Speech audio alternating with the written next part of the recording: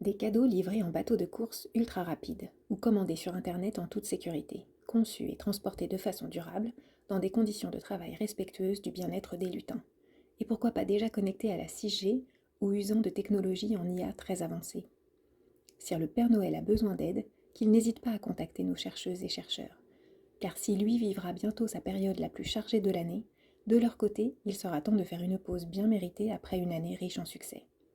Pendant ce temps, et après avoir lu l'ouvrage Penser le travail, fruit des recherches menées en sociologie, les lutins pourront, tout comme vous, écouter en podcast ou regarder en replay les nombreuses interventions de nos chercheurs en tant qu'experts à la radio et à la télévision, lire les articles de presse pendant leur pause, discuter de façon animée à propos des disparités dans la rémunération des lutins et des lutines footballeuses, que n'a pas fait notre sociologue en publiant cet ouvrage.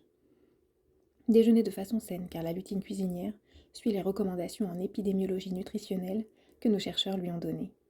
Puis sortir respirer l'air pur du pôle Nord. C'est vrai, le Père Noël a un temps d'avance sur nos travaux.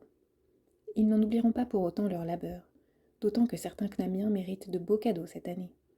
Quand on est nommé à l'Institut universitaire de France, ou quand encore en thèse, on a obtenu pour ses travaux un prix lors d'un congrès international de mécanique.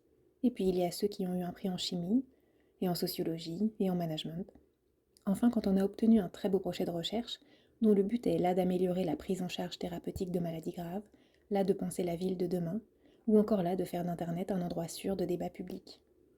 Jusqu'au 2 janvier où eux pourront partir en vacances, pourquoi pas un voyage en Australie à bord de la voiture solaire testée dans la soufflerie du CNAM.